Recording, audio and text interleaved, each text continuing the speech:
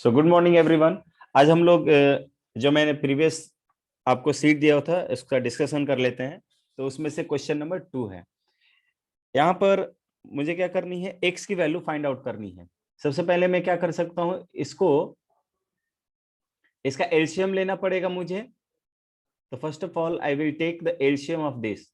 तो एलसीएम के लिए जानते हैं दो डिस्टिंक्ट नंबर रहता है तो उनका प्रोडक्ट ही उनका एलसीएम हो जाता है। तो ये x-2 इंटू x-8 हो जाएगा गाइस, x-8।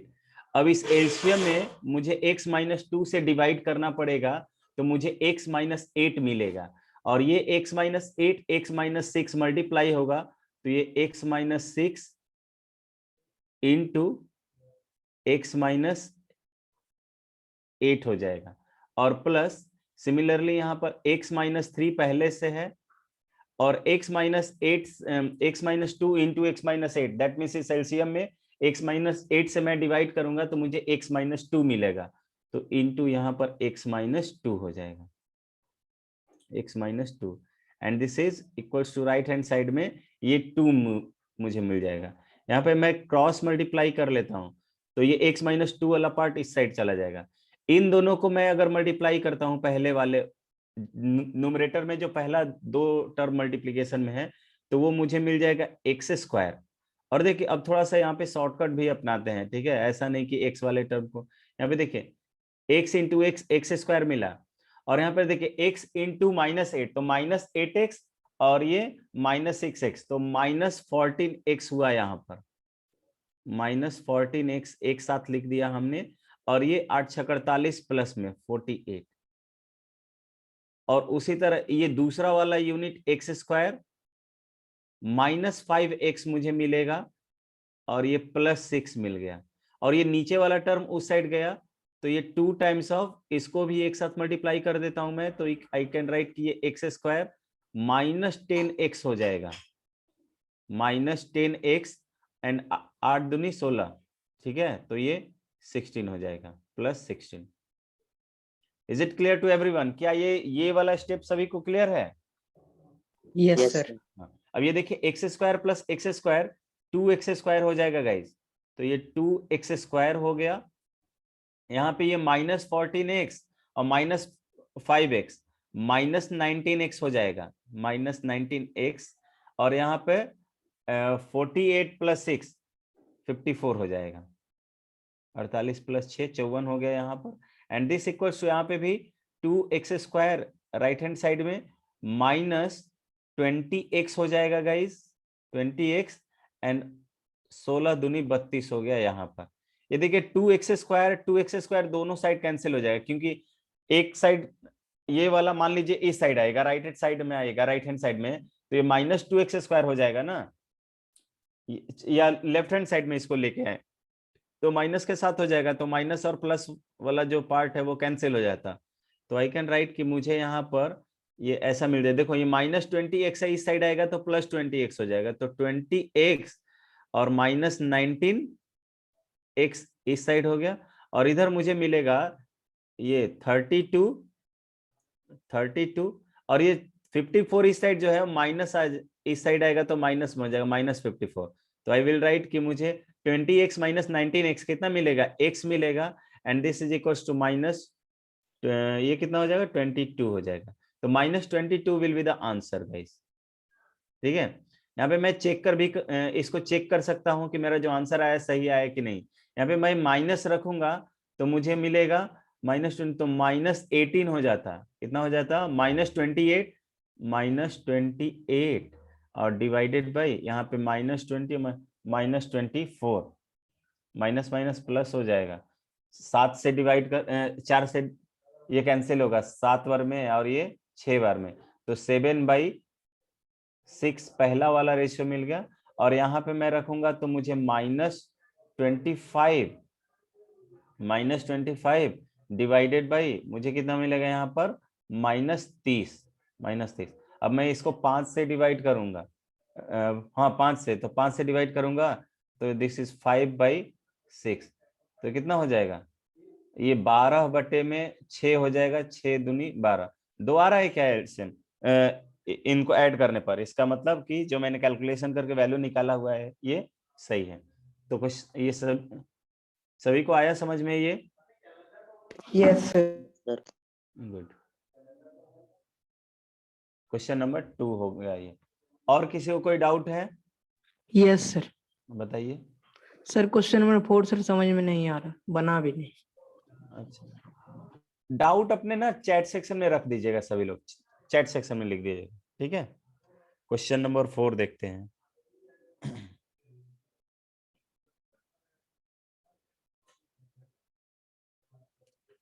क्वेश्चन नंबर 4, ओ क्वेश्चन नंबर 4 10th क्लास में आपको पढ़ना है, मैं दिखा दे रहा हूँ। जैसे क्वेश्चन नंबर 4 क्या कह रहा है कि देख लीजिए, 10th में पढ़ना है उससे क्या। क्वेश्चन नंबर 4 है ना, देखिए इस टाइप के क्वेश्चंस भी अब आप कीजिए, मैं आपको बता दे रहा हूँ, अभी कॉन्सेप्ट बता दूंगा इसका। दिया हुआ है कि x प्लस 3y 6 इस साइड लेके आऊंगा तो मुझे -6 मिल जाएगा इक्वल्स टू 0, और दूसरा उसके बाद वाला इक्वेशन 3x प्लस ky और प्लस 18 इक्वल्स टू 0। सर हाँ बोलो। सर एक बार क्वेश्चन समझा दीजिए ना। बता रहे हैं, कह रहा है ना कि ये एक इक्वेशन नहीं है गाइस, ये क्या है, पेयर ऑफ इक्वेशन है। क्या है? पेयर ऑफ इक्वेशन, यानी कि linear equation in two variables का एक जोड़ा दिया हुआ है, एक कपल दिया हुआ है, एक पेयर ऑफ लीनियर इक्वेशन है, ठीक है guys, pair of linear equation. और पेयर ऑफ लीनियर इक्वेशन में 3 पॉसिबिलिटी होती है, ठीक है, 3 पॉसिबिलिटी होती है। या तो मैं इन दोनों को सॉल्व करूंगा तो मुझे x और y की एक वैल्यू मिलेगी, x एंड y की क्या मिलेगी, एक सिंगल वैल्यू मिलती है। जैसे हो जाता है ना, मान लीजिए कि कोई 2 नंबर है x प्लस वाई, उनको ऐड किया मैंने, तो लेट मी कि मुझे 18 मिल गया, और इन दोनों को सब्ट्रैक्ट कर रहे हैं, x minus y equal to let से 8 मिल गया, तो पूछेगा कि x और y की वैल्यू क्या होगी। तो हम क्या करते हैं, दोनों को सॉल्व करते हैं कि एक प्लस और एक माइनस में कैंसिल हो गया, 2x की वैल्यू क्या हो गया, 26 हो गया, तो x की वैल्यू 13 हो गया। ऐसा होता है ना, ये वाला समझ में आया? Yes sir. कि दो इक्वेशन दिया हुआ है, और 2 इक्वेशन सर्टेन क्वांटिटीज को ऐड कर रहे हैं, ठीक है, कुछ क्वांटिटी को ऐड कर रहे हैं तो 18 मिल गया, और उनको सब्ट्रैक्ट कर रहे हैं तो 8 मिल गया, ठीक है। तो इसको हम लोग सॉल्व करते हैं, और सॉल्व करते हैं तो हम बोलते हैं कि मुझे x और y की एक सिंगल वैल्यू मिलेगी। लेकिन ये हमेशा पॉसिबल नहीं होता है कि 2 इक्वेशन को मैं सॉल्व करूं तो मुझे कोई ना कोई सॉल्यूशन मिले ही मिले, ठीक है। तो देखिए यहाँ पे मैं कुछ कंडीशंस रख देता हूं, वो अभी के लिए याद कर लीजिएगा, क्लास 10th में पढ़ना है। अभी एक बार हम लोग देखिए, थोड़ा सा मैं एक चीजों मैं थोड़ा सा कुछ चीज क्लियर कर दूं। मैं अभी ना आपको ज्यादा एक्स्ट्रा चीजें नहीं बताता हूं, इसका पर्पस ये होता है कि चैप्टर मेरे पास ज्यादा है, ठीक है, चैप्टर ज्यादा है। एक बार सिलेबस खत्म होने के बाद, जैसे नवंबर या दिसंबर में टारगेट रहता है कि हम लोग सिलेबस खत्म कर दें, उसके बाद हम लोग क्या करते हैं, कुछ एक्स्ट्रा चीजें पढ़ेंगे। जैसे फिजिक्स में सर ने आपको डिफरेंशिएशन वगैरह सिर्फ इसके पॉइंट ऑफ व्यू से पढ़ाया होगा, ठीक है, फिजिक्स के पॉइंट ऑफ व्यू से। मैं आपको मैथ्स के पॉइंट ऑफ व्यू से भी पढ़ाऊंगा, ठीक है, अलग जो भी चीजें हैं, ठीक है गाइस। अब फिजिक्स वाले सर के साथ ये है कि तो उनको 4 से 5 ही चैप्टर पढ़ाने हैं, मुझे 15 से 16 चैप्टर पढ़ाने हैं, ठीक है। तो यहाँ पे देखिए मैं कुछ चीज लिख देता हूँ, for a pair of linear equation, या a pair of linear equation has first, यानी कह रहा है कि एक पेयर ऑफ लीनियर इक्वेशन के कह रहा है has first has unique solution, has unique solution. Unique solution का मतलब जानते हो ना, यूनिक का मतलब होता है एक, तो कह रहा है कि पेयर ऑफ लीनियर इक्वेशन का यूनिक सॉल्यूशन होगा, यानी कि सिर्फ और सिर्फ एक सॉल्यूशन होगा एज यूनिक सॉल्यूशन इफ ये रेशियो देखें A1/A2 नॉट इक्वल्स टू हो B1/B2 के। दूसरा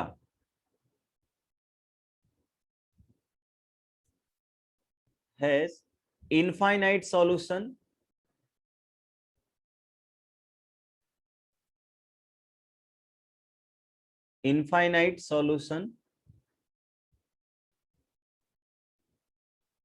इफ रेशियो, कौन सा रेशियो भाई, A1/A2 इक्वल हो B1/B2 के, इक्वल हो C1/C2 के। और तीसरा हैज नो सॉल्यूशन, कोई भी सॉल्यूशन नहीं मिले, no solution, no solution if A1/A2 equal हो B1/B2 के और ये नॉट इक्वल हो C1/C2 के, C1/C2 के। अब आप पूछोगे कि A1, A2, B1, B2, C1, C2 है क्या, तो ये ऐसे होंगे जब हमारा पेयर ऑफ लीनियर इक्वेशन ऐसा होगा A1x plus B1y plus C1 equals to 0, ये पहला इक्वेशन हो, और दूसरा इक्वेशन हो A2x plus B2y plus C2 equals to 0। अगर ये दो पेयर ऑफ लीनियर इक्वेशन है तो कह रहा है कि उसमें सिर्फ और सिर्फ एक ही सॉल्यूशन मिलेगा जब ये कंडीशन फॉलो होगा तो। ठीक है गाइस, दो सॉल्यूशन मिलेगा जब क्या होगा, दो बोल रहे हैं सॉरी, इनफाइनाइटली मेनी सॉल्यूशन होगा, यानी कि इनफाइनाइट सॉल्यूशन होगा कब, जब A1/A2 बराबर होगा B1/B2 के, बराबर होगा C1/C2 के, यानी कि इन तीनों के रेशियो बराबर होने चाहिए। और कह रहे कि नो सॉल्यूशन होगा इफ पहला दो रेशियो बराबर हो लेकिन दूसरा जो लास्ट वाला रेशियो हो वो क्या हो, अनइक्वल हो, यानी कि A1/A2 इक्वल हो B1/B2 के, इक्वल हो C1/C2 के। तो नो सॉल्यूशन का मतलब समझ गए क्या एवरीवन? जस्ट रिप्लाई यस और नो। नो सॉल्यूशन का मीनिंग समझ में आया?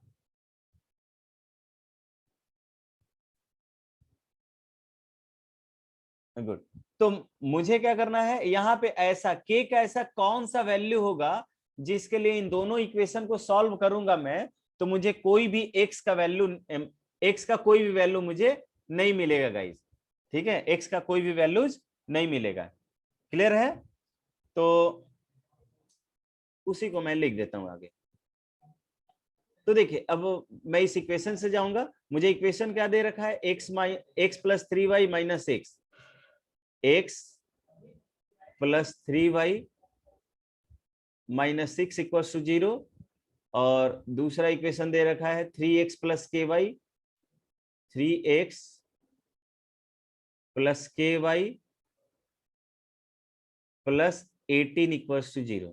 तो मैं बोलूंगा for no solution, for no solution. अभी हमने देखा कि नो सॉल्यूशन के लिए केस क्या मिल रहा था गाइस, नो सॉल्यूशन के लिए जो केस मिल रहा था कि A1/A2, A1 का मतलब कितना हुआ, x का यहाँ पे कोएफिशिएंट कुछ नहीं तो 1 है, यानी कि लिख देता हूं A1/A2 ये इक्वल रहेगा B1/B2 के, लेकिन ये नॉट इक्वल टू रहेगा C1/C2 के, C1/C2 के। तो यहाँ पे मैं लिख देता हूं A1/A2 की वैल्यू मुझे 1/3 मिलेगा गाइस, और ये B1/B2 की value 3/k, and this is not equals to C1/C2 minus 6/18, minus 6/18। ये सभी को समझ में आया क्या? ठीक है, तो यहाँ पर ये इसको मैं सिंप्लीफाई करता हूं एक बार, तो मुझे यहाँ पे मिल जाएगा 1/3, this equals to 3/k and this is not equals to, इसको सॉल्व करूंगा तो -1/3 आ जाएगा, -1/3 आएगा। तो देखिए एक बार मैं इसको सॉल्व कर लेता हूं। इसको सॉल्व करूंगा तो मैं बोलूंगा कि के, देखिए यहाँ पे दो इक्वेशन है, मैं इसको कंसीडर करता हूं, इन दोनों को कंसीडर करता हूं सबसे पहले। तो मैं अगर इनको कंसीडर करूंगा तो आई विल राइट कि मुझे मिलेगा कि 3/k की वैल्यू जो है वो कह रहा है कि नहीं बराबर होना चाहिए किसके, -1/3 के।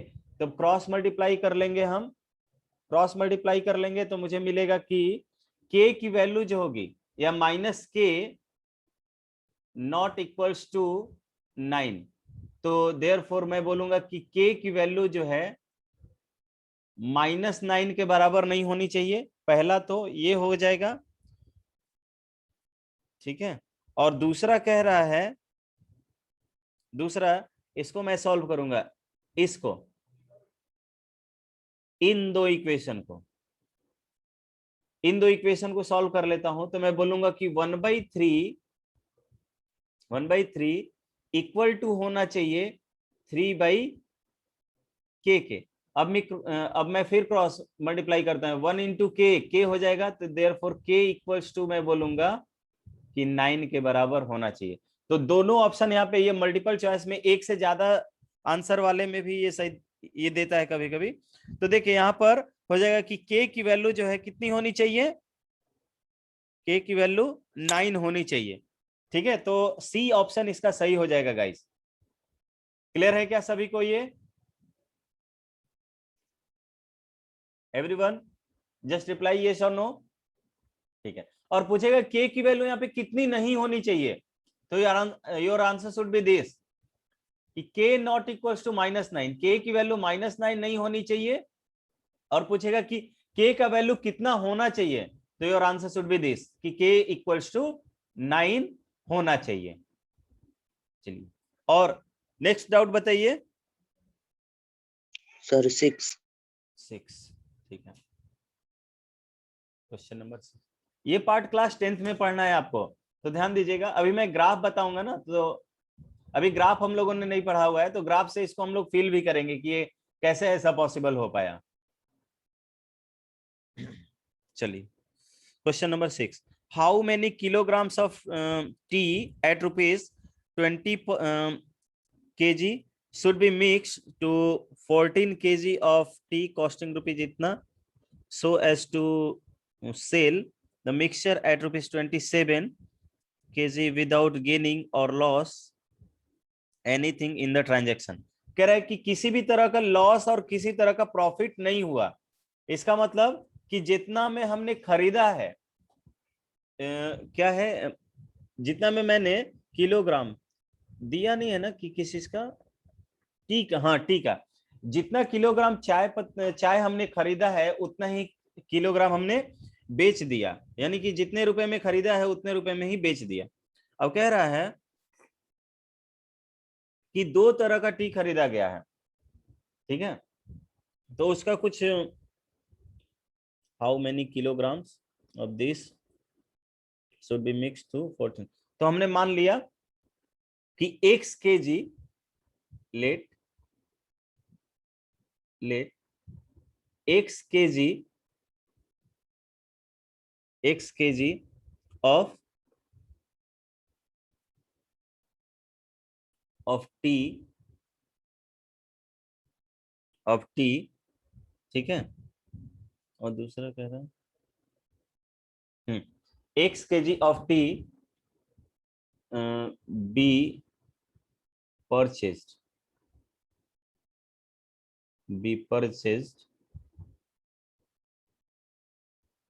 at rupees कितना, 20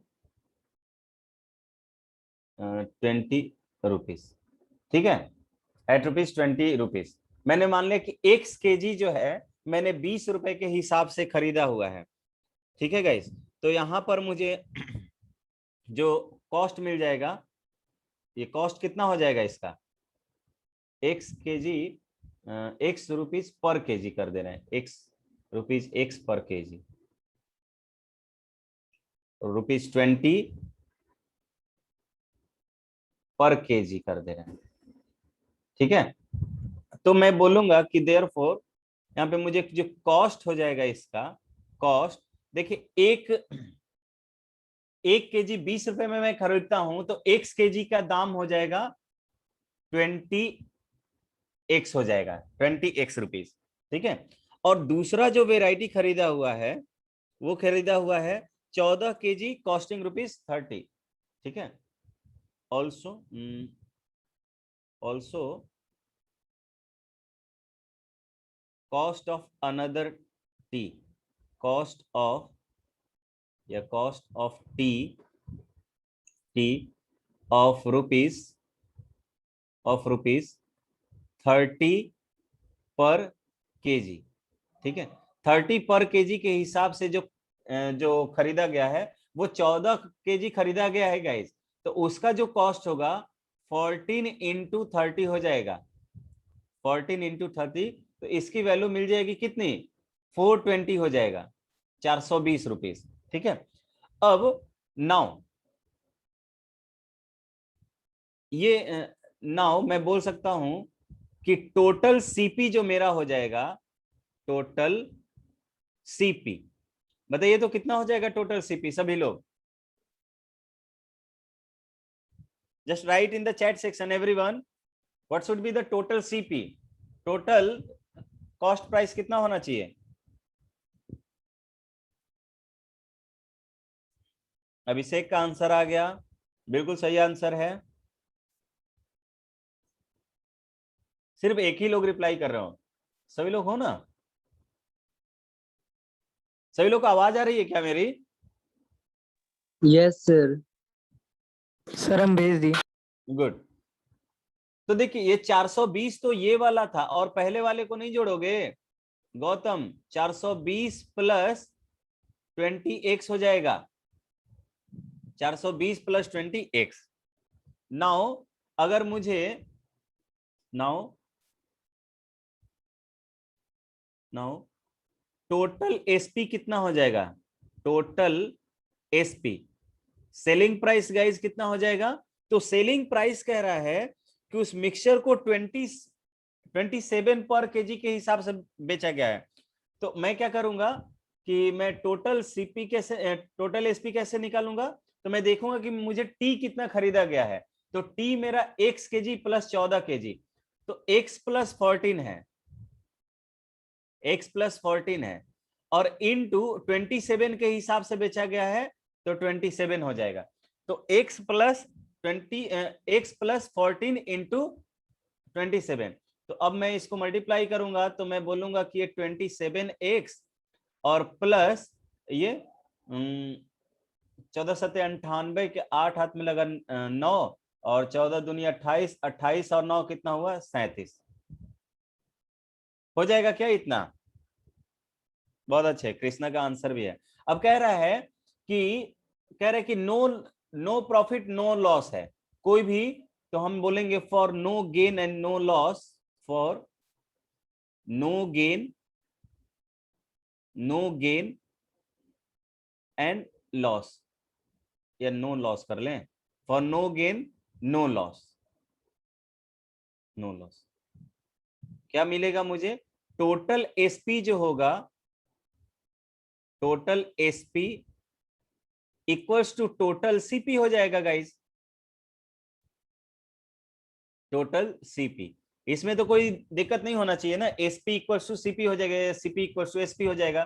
तो मैं यहां पर लिख सकता हूं कि ये 14 यानी कि कितना आ रहा था 27x और प्लस 378, यही था ना, let me check, 27x plus 378, हाँ।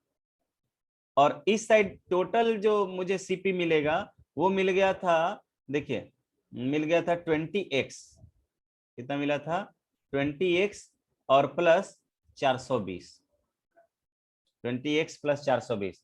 अब ये 20x इस साइड चला जाएगा, 378 इस साइड चला आया, तो इधर मुझे 7x मिलेगा, 7x और देखिए ये 22 और 20, 42 इधर मिलेगा क्या, 42, तो x की वैल्यू 6 मिला, तो 6 केजी यही इसका आंसर हो जाएगा। सभी को क्लियर है क्या? Just Yes, right sir. Yes और no in the chat section. 6 kg A जो है उसका सही आंसर है। नेक्स्ट क्वेश्चन बताइए। सर 11। Yes, sir. 11. सर पहले 11. हाँ 11 ही। crate of mangoes contains one bruised mangoes for every 40 mangoes in the crate. If 4 out of every 5 bruised mangoes are considered unstable, unsellable, and there are 10 unsellable mangoes in the crate, then how many mangoes are in the crate? ठीक है।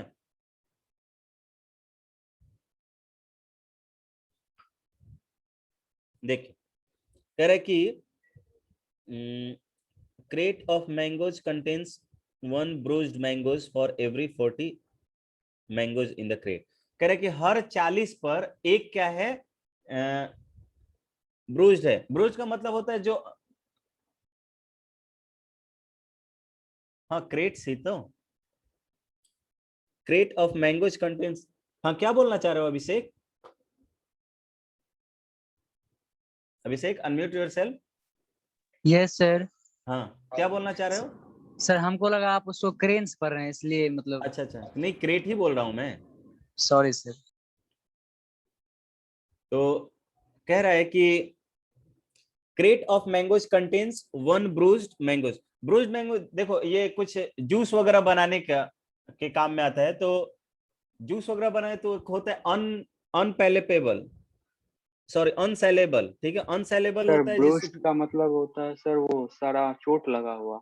हाँ तो वो क्या होता है ना कि उसका जूस नहीं बना पाते। देखो जहां पे गांठ लग जाता है ना उसका गुद्दा जो है मतलब उस अलग नहीं होता है, तो वो वाला जूस नहीं प्रिपेयर होगा। ठीक है, और जहाँ पे चोट नहीं लगा हुआ रहेगा ना उसको आसानी से मतलब वो पकने के बाद ज्यादा पक जाएगा ना तो उसका गुद्दा अलग हो जाता है। ठीक है, तो वो सेलेबल हो जाएगा। तो जहाँ पे चोट लग जाता है वो सेलेबल नहीं होता है। तो यहाँ पे कह रहा है कि हर 40 में से एक क्या है, वो कंटेन कर रहा है, यानी कि हर 40 का जो हर 40 मैंगो जो क्रेट में जो 40 पर, यानी 40:1 रेशियो में क्या, या 1:40 का बोल सकते हैं, 1:40, यानी कि क्रेट में हर 40 पर एक जो है वो ब्रूज्ड है, यानी कि वो अनसेलेबल होगा गाइस, अनसेलेबल होगा। And if 4 out of 5 bruised mangoes are considered unsaleable. अब देखिए इसमें भी दो टाइप का है। कह रहा है ना कि हर मतलब कि हर 5 में से ही दे रहा है ना, नहीं 4 out of 5, हर 5 में से 4 जो है वो अनसेलेबल, यानी कि उसमें भी कह रहा है कि एक जो है वो सेलेबल हो जा रहा है, यानी कि एक चोट लगा हुआ आम को भी हम उसका गुद्दा निकाल के अलग कर ले रहे हैं, अनसेलेबल हो जा रहा है। तो आपको बताना, and there are 10 unsellable mangoes in the crate, then how many mangoes are in the crate? अब देखिए यहाँ पे मैं कहूंगा कि मुझे 10 unsellable मिला हुआ है। देखिए 10 unsellable, 10 unsellable, 10 unsellable, और यहाँ पर कह रहा है कि हर 4 out of every 5 ब्रूज, ये ब्रूज्ड है, ये तो इसका है ही नहीं एक तरह से, मतलब एक तरह से रीजनिंग है ये, और ये अनसेलेबल है, अनसेलेबल है कि सेलेबल, आर कंसीडर अनसेलेबल। देखिए हर 5 में से, हर 5 में से 4 क्या कह रहा है कि कि अनसेलेबल है। तो आपको टोटल, टोटल अनसेलेबल कितना दिया हुआ है 10। तो बताओ तो इस यहाँ पे ब्रूज्ड कितना होगा? सभी लोग एक बार रिप्लाई कीजिए चैट सेक्शन में। देखिए रेशियो कितना है, 5:4 का। ब्रूज्ड अपॉन अनसेलेबल की बात होगी तो 5:4 होगा। सभी लोग बताइए। देखिए हिमांशु का 2 आ रहा है कैसे, तो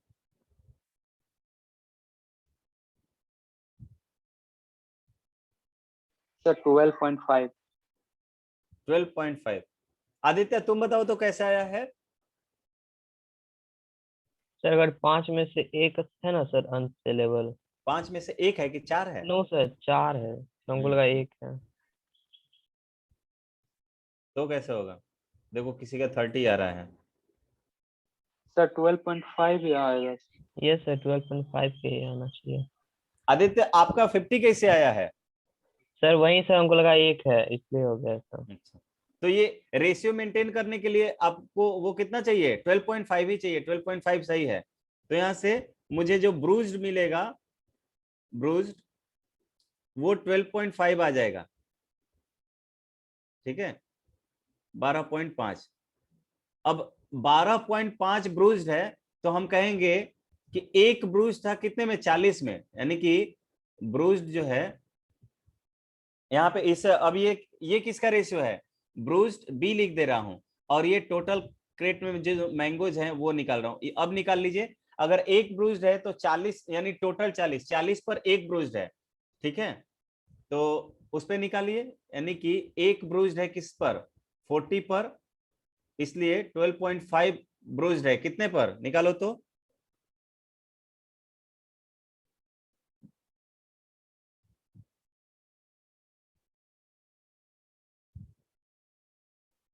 कितना आएगा?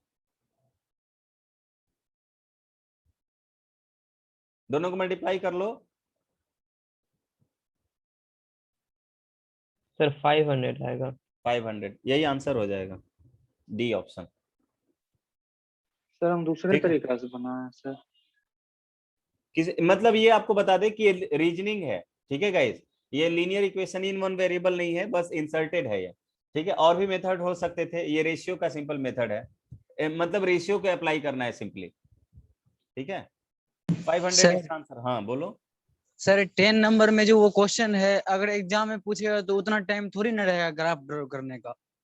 Straight lines represented by equation this and this intersect at which point. नहीं तो ग्राफ नहीं, तो इसमें देखो, कोई लाइन अगर मान लो ये ऐसे गया, दूसरा लाइन ऐसे गया, ठीक है, अगर ऐसे गया तो यहां पर ये दोनों इंटरसेक्ट कर रहा है, और यही वाला पॉइंट निकालना है, यही निकालना है ना। तो ये यस वाला सर। पॉइंट जो होगा, ये देखिए, तो ये एक ऐसा पॉइंट होगा जो इस लाइन पर भी लाई कर रहा है और इस लाइन पर भी लाई कर रहा है, दोनों पर लाई कर रहा है। इसका मतलब, और सिर्फ यही ऐसा पॉइंट है जो दोनों पर लाई कर रहा होगा, तो हम बोलेंगे कि, अब देखिए यहां से मैं बोल सकता हूं, अगर मैं इसको बोलूंगा कि ये लाइन L1 है, ये पहला लाइन आया है, और ये मेरा दूसरा लाइन आया है गाइड। लेट मी कि ये पहला लाइन है और ये दूसरा लाइन है। इसका मतलब कि ये वाला जो पॉइंट है वो पहले लाइन का भी सॉल्यूशन है, और यही वाला पॉइंट जो है दूसरे लाइन का भी सॉल्यूशन है। इसका मतलब ये दोनों का सॉल्यूशन है, तो हम कहेंगे कि it is the solution of the pair of linear equation. इसी को बोलते हैं यूनिक सॉल्यूशन। तो दोनों को सॉल्व कर देंगे, जो वैल्यू एक्स वाई की आएगी वही आंसर हो जाएगा मेरा। ठीक है, तो देखिए मैं क्या कर लेता हूं, मैं ये करूंगा, पहला इक्वेशन मेरा क्या है 10 में? पहला इक्वेशन है कि x plus y equals to 2 आया। लेट x प्लस वाई कितना आया? 2 आया। और दूसरा आया 5x minus 3y equals to कितना आ रहा है? इक्वल्स टू 2 आ रहा है, यही ना। तो देखिए 2 की वैल्यू x प्लस वाई के बराबर है, तो इसको इक्वेशन 1 ले लीजिए, इसको इक्वेशन 2 ले लीजिए, और मैं बोलूंगा कि भाई x प्लस वाई की वैल्यू 2 आई है, तो मैं बोलूंगा कि 5x माइनस 3y ना, 3y इक्वल टू 2 मिला है, तो 2 की वैल्यू x प्लस वाई के बराबर है। x प्लस वाई हमने रख दिया यहाँ पर, तो देखिए ये x इधर चला गया और y वाला टर्म इधर आ जाएगा, तो 5x माइनस x 4x मिल जाएगा, और इधर 3x इस साइड आ जाएगा, तो प्लस में आएगा, ये 4y हो जाएगा। यानी कि x की वैल्यू y के बराबर होगी, यहाँ पर 4 दोनों साइड से कैंसिल हो जाएगा, x की वैल्यू y के बराबर होगी, तो हम इसी x इक्वल टू वाई को इक्वेशन 1 में रख देंगे। तो हम बोल देंगे कि फ्रॉम वन में हम देख रहे हैं कि x प्लस वाई की वैल्यू क्या दिया हुआ है? आपको 2 दिया हुआ है। अब x की वैल्यू y के बराबर है, तो हम x के जगह पे x रखते हैं, y के जगह पे भी x रखते हैं, तो x प्लस x की वैल्यू 2 मिल गया, तो मुझे मिल जाएगा कि 2x की वैल्यू मुझे 2 मिल गया, तो x की वैल्यू मुझे 1 मिल गया। x की वैल्यू 1 मिल गया और x बराबर है y के, तो y भी 1 मिल गया। इसका नाम इक्वेशन 3 रख दें, 3 रख देते हैं, तो हम फ्रॉम 3 बोल सकते हैं कि y की वैल्यू भी 1 हो जाएगा। From 3 y equals to 1 as well. ठीक है, तो आपको x equals to 1 and y equals to 1 यानी 1,1 एक सॉल्यूशन मिल गया आपको। ऐसा समझ में? ऐसे कर लेंगे। अब तो ग्राफ ड्रॉ नहीं करना Yes, पड़ेगा sir. ना। अब 1,1 पर ये ग्राफ भी ड्रॉ करोगे तो आपको इस ग्राफ में भी 1,1 पर ही इंटरसेक्ट करता हुआ दिखेगा। और बताइए, ये क्वेश्चन नंबर 10 है। सर हम्म, सर एक बार सर ग्राफ से सर इक्वेशन कैसे निकालेंगे वो बता दीजिए। हाँ। देखिए ग्राफ में क्या करूंगा मैं, लेट से कि पहले का ही ग्राफ ड्रॉ कर रहे हैं, डायरेक्टली ड्रॉ करें कि आपको इस पॉइंट के साथ ड्रॉ करें? बताइए, पॉइंट रख के, चलिए एक बार पॉइंट रख के करते हैं, क्योंकि उसका शॉर्टकट तो अभी मैं पढ़ाने वाला हूं कि कैसे ग्राफ लाइन देखकर ही, इक्वेशन देखकर कैसे आप लाइन बनाओगे, वो अभी वाला हम पार्ट पढ़ने वाले हैं। तो देखिए पहले इसका बना लेते हैं। लेट से x plus y equals to, मुझे क्या दिया हुआ है, 2 दिया हुआ है, तो मैं कुछ पॉइंट्स रख लेता हूं। लेट से x और y पर मैंने एक कॉलम बना लिया, x और y का कॉलम बना लिया। एक्स वाई का कॉलम बनाऊंगा तो मैं कह सकता हूं कि यहाँ पर मुझे x की वैल्यू को मैं 0 रखता हूं, x की वैल्यू को 0 रखूंगा तो यहाँ पे y की वैल्यू निकाल लेता हूँ, y equals to 2 minus x मिलेगा। अगर x की वैल्यू मैं 0 रखूंगा तो y की वैल्यू मुझे 2 मिलेगा। x की वैल्यू को 1 रखता हूं तो y की वैल्यू भी 1 मिलेगा। x की वैल्यू को 2 रखता हूं तो y की वैल्यू 0 मिल गया। x की वैल्यू -1 रख लेता हूं एक बार, तो y की वैल्यू कितना मिल जाएगा, y की वैल्यू +3 मिल जाएगा। इस तरह का हो गया। और दूसरा जो मुझे मिलेगा, यहीं पे दूसरे का भी बना लेता हूं कॉलम। इसके लिए मैं थोड़ा सा यहाँ पे इंटरसेक्ट कर दूं। दूसरा वाला इक्वेशन मुझे दिया हुआ है गाइस कि 5x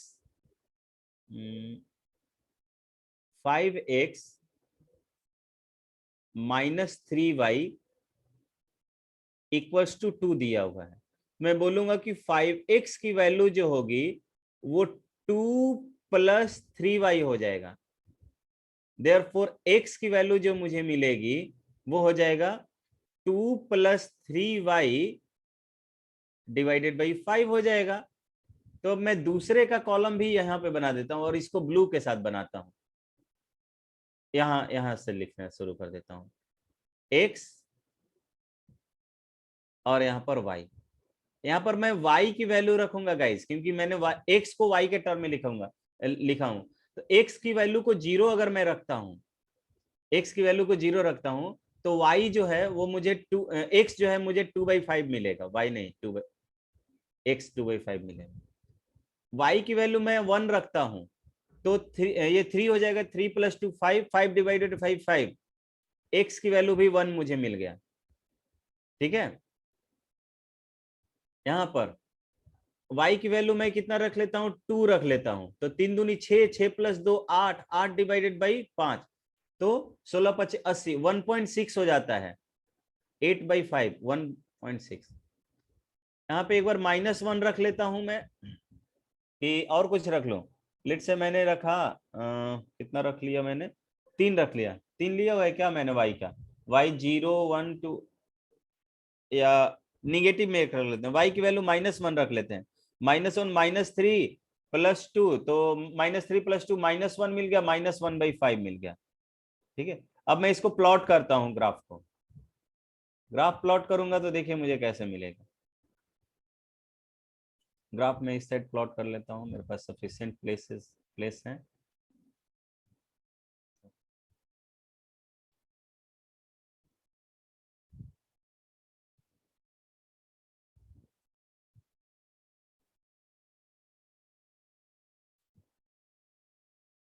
देखिए लेट से यहाँ ये y एक्सिस हो गया, ये x एक्सिस हो गया।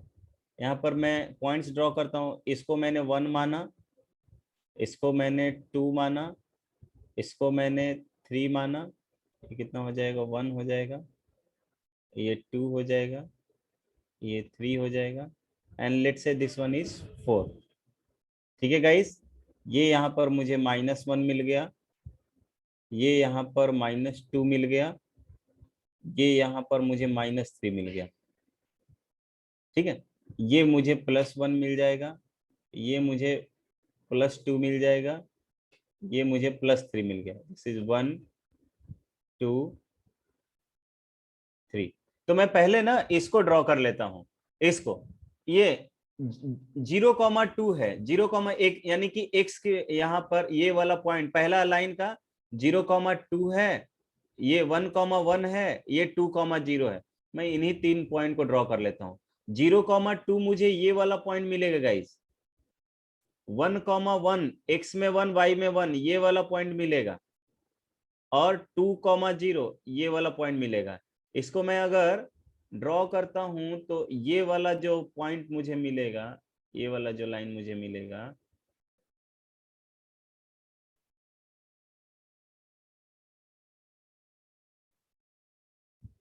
ये ऐसे मुझे मिलेगा गाइस।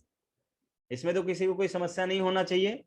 और देखिए अब दूसरे वाले को प्लॉट करता हूं, 1,1 भी यहीं पर आएगा। देखिए दूसरे वाले में पहले इसको लिखना चाहता हूं 1,1, क्योंकि यही एग्जैक्ट पॉइंट है, एग्जैक्ट पॉइंट है। यहाँ पर कुछ पॉइंट ऐसे और मैं ले लेता हूं। चलिए यही ये 1,1 वाला पॉइंट मैं यहाँ पर लिख देता हूं, 1,1।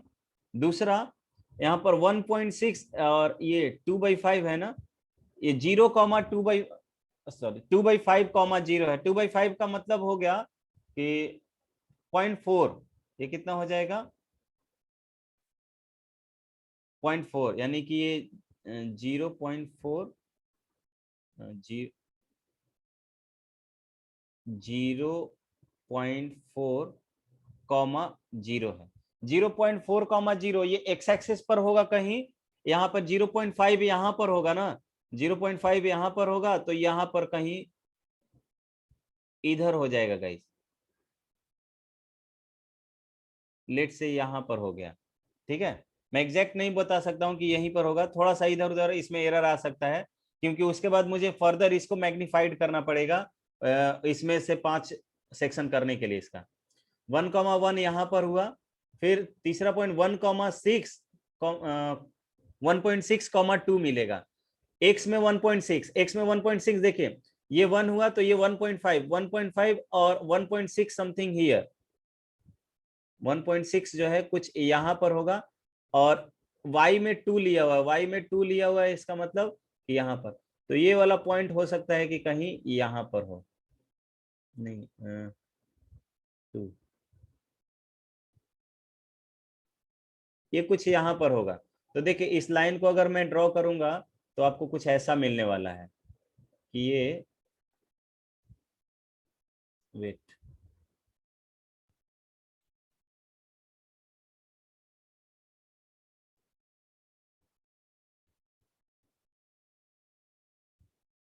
ये ऐसा मिलने वाला, ये वाला लाइन है समझ में सभी को?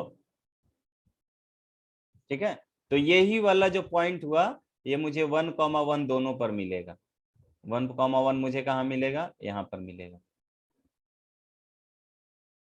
ठीक है गाइस, तो ये वाला जो लाइन हुआ, येलो लाइन जो है वो मेरा x + y = 2 का है, और ये जो मैंने ग्रीन लाइन लिया हुआ है वो कितने का है, 5x - 3y = 2 का है। क्लियर है क्या सभी को? ठीक है, तो ये मैंने इसको बोलते हैं ग्राफिकल मेथड बोलते हैं। ये क्या है, ग्राफिकल मेथड? हाँ बोलो सर। हम बोले कि सर अगर ऐसे ग्राफ दे दिया ना सर ड्रॉ करके, अब बोल रहा है कि इससे इक्वेशन निकालने के लिए, वो पूछ रहे थे सर। नहीं, इक्वेशन नहीं निकलेगा यहाँ से। हाँ इक्वेशन निकल जाएगा, तब ये वाला पॉइंट आपको एग्जैक्ट देखना पड़ेगा। ठीक नो है, ये सर, वाला कोई पॉइंट। सर कोई भी ग्राफ सर, एक सिंगल ही लाइन हो सर, उससे बोलता है इक्वेशन निकालने के लिए कैसे अच्छा जैसे मान लीजिए ये दिया हुआ है, यहाँ पे जितना एक्स एंड वाई इंटरसेप्ट रहता है ना उतना लिख देते हैं। देखिए ये मेथड आप बाद में पढ़ोगे, लेकिन ऐसा पूछता नहीं है। देखिए x divided by x axis को जहां पर कट किया वो वाला पॉइंट लिखोगे। एक्स एक्सिस को कितने पर इंटरसेक्ट किया है, 2 पर किया है ना, तो x डिवाइडेड बाई 2 लिख देना, प्लस y डिवाइडेड बाई 2 लिख देना, यहाँ पे y को भी 2 पर कट किया है, y डिवाइडेड बाई 2 लिख देना, इक्वल्स टू 1 आंसर हो जाएगा। ये है समझ में? यानी कि आपको ऐसे लिखना होता है। देखिए इसको मैं एक्स इंटरसेप्ट बोलूंगा, एक्स एक्सिस को कोई भी लाइन जहां पर कट करती है उसको एक्स इंटरसेप्ट बोलेंगे, y को जहां पर कट करेगी उसको y इंटरसेप्ट बोलेंगे। ठीक है, तो यू कैन राइट कि your equation is like this. Equation मैं बता दे रहा हूं, जैसे लेट से मुझे दिया हुआ है, चलिए मैं एक एग्जांपल के तौर पे ही बता देता हूं कि लेट से आपको ये एक लाइन ऐसा दिया हुआ है, दूसरा एक लाइन ऐसा दिया हुआ है, नहीं ये कोऑर्डिनेट एक्सेस मैंने ले लिया, कोऑर्डिनेट एक्सेस में एक लाइन मैं ले रहा हूं, लाइन मैं ले रहा हूं इस ब्लू से ले रहा हूं, ये ब्लू वाला लाइन ले लिया, यहां पर इंटरसेप्ट दिया हुआ है कि ये एक्स एक्सिस को ए पर कट किया हुआ है। कहां पर कट किया हुआ है? ए पर, यहां पर कहीं ओरिजिन है, और वाई एक्सिस को यहां पर मान लीजिए बी पर कट किया हुआ है, बी पर, और पूछेगा कि इस लाइन का इक्वेशन क्या होगा, तो यू कैन राइट कि इक्वेशन ऑफ लाइन जो होगा, इक्वेशन ऑफ लाइन ये आपको मिल जाएगा x by a plus y by b equals to 1। ठीक है गाइज, तो इस तरह से भी आप अपना आंसर कर सकते हो।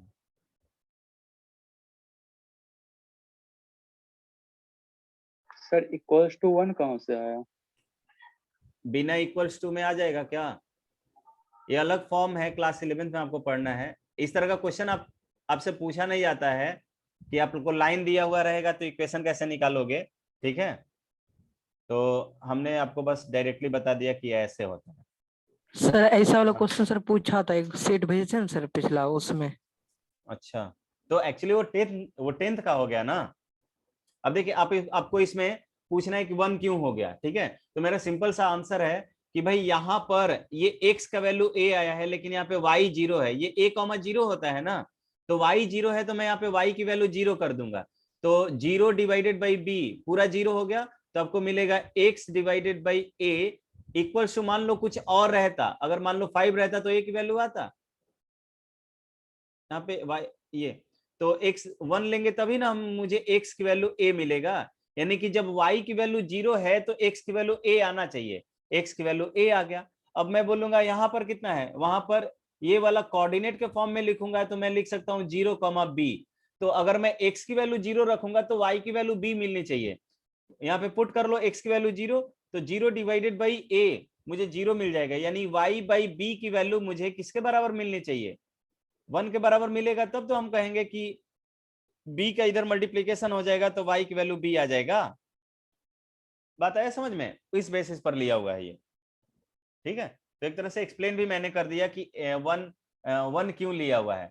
1 के अलावा कुछ और लिया जाएगा तो 2a और 2b भी आ जाता ना, अगर 2 ले लेते तो 3 लेते तो 3a 3b हो जाता। ठीक है, चलिए और किसी को कोई समस्या उसमें? सर 17 नंबर 17 लिंक बनाए नहीं क्या? 17 a positive number when increased by 10 equals 200 times its reciprocal. What is the number? कह रहे कि एक पॉजिटिव नंबर है when increased by 10, 10 से इंक्रीज कर दिया जाता है, इक्वल्स हो जा रहा है 200 टाइम्स इट्स रेसिप्रोकल। अपने रेसिप्रोकल क्या हो जा रहा है? 200 गुना हो जा रहा है। तो कैसे करोगे? मान लो कि नंबर x है, let 17, let the number be x मान लिया। अब इस x में आपने क्या किया कि 10 ऐड कर दिया गाइस। कह रहा है कि कोई एक पॉजिटिव, और x की वैल्यू पॉजिटिव आएगी। ठीक है, ये यहां पर दिया हुआ है, तो मान लिया कि x में मैंने क्या कर लिया, 10 इंक्रीज कर दिया, यानी कि 10 ऐड कर दिया। When increased by 10 equals 200 times it's reciprocal. कह रहा है कि अपने रेसिप्रोकल का 200 गुना हो जा रहा है गाइस। यानी कि 200 गुना इसका रेसिप्रोकल, x का रेसिप्रोकल कितना हो जाएगा 1/x। तो यही आपको इक्वेशन मिल गया। ठीक है गाइस, तो आई कैन राइट कि ये मिला x + 10 equals to 200 divided by x हो जाएगा। अब मैं x के साथ यहाँ पे क्रॉस मल्टीप्लाई करूंगा तो न्यूमरेटर में आ जाएगा ये, तो x into x + 10 equals to मुझे मिलेगा 200। तो आई कैन राइट कि मुझे x² प्लस ये कितना हो जाएगा 10x और ये -200 हो जाएगा, इस साइड आएगा तो इक्वल्स टू 0। बताओ तो 20 और 10 का ये जोड़ा लगना चाहिए, तो मैं बोलूंगा x² + 20x -10x -20 200 equals to 0, यही हो जाना चाहिए। तो मैं बोलूंगा कि यहां से x की वैल्यू मुझे -20 मिलेगा, स्प्लिटिंग ऑफ मिडिल टर्म से माइनस, या एक बार कर ही दे रहा हूं, यहाँ पे मैं लिख सकता हूं इसको स्प्लिटिंग मेथड से किया तो x कॉमन x + 20 हो जाएगा गाइज, और यहाँ पर -10 को कॉमन निकालूंगा मैं, तो यहाँ पर भी मुझे x + 20 मिलेगा एंड दिस इक्वल्स टू 0। तो मैं बोलूंगा कि यहाँ से x - 10 into x + 20 equals to 0। कह रहा है कि ये दो नंबर का प्रोडक्ट दिया हुआ है, कह रहा है कि पहला नंबर तो इतना मिला, ये एक नंबर है और ये एक नंबर है, इन दो नंबर का प्रोडक्ट कह रहा है कि 0 है। तो दो नंबर का प्रोडक्ट कब 0 होता है, जब पहला नंबर 0 हो, यानी कि x - 10 0 हो, और यू कैन राइट कि दूसरा नंबर 0 हो, दोनों में से कोई एक नंबर 0 होगा तो 0 हो जाएगा गाइस। तो यहां से मिलेगा कि x की वैल्यू 10 आ गया, और यहां से मुझे x की वैल्यू -20 दिख रहा है। तो -20 एक्सेप्टेबल नहीं होगा, बिकॉज कह रहा है कि नंबर पॉजिटिव है गाइस, तो ये वाला एक्सेप्टेबल नहीं है, तो x = 10 जो होगा ये मेरा आंसर होगा। क्लियर है क्या सभी को? Yes sir. यस तो ठीक है, इसमें और भी डाउट होगा तो हम लोग देख लेंगे। इसके बाद मेरी 12 बजे से 11th में 11th में क्लास है, so will meet in the next class. ठीक है, सर आज और कोई क्लास होगा? अभी हम लोग ये मतलब पावर के बेसिस पे बता पाएंगे। ठीक है, लाइट जब तक रहेगा तो क्लासेस होंगी आपकी। ठीक है, अगर नेक्स्ट क्लास मैट का होना होगा ना तो 4 बजे के बाद होगा। ठीक है, चलिए इन्फॉर्म कर देंगे हम लोग ग्रुप में अभी। चलिए मिलते हैं नेक्स्ट क्लास में। Bye bye sir. Everyone, bye bye bye sir. Bye. Bye sir.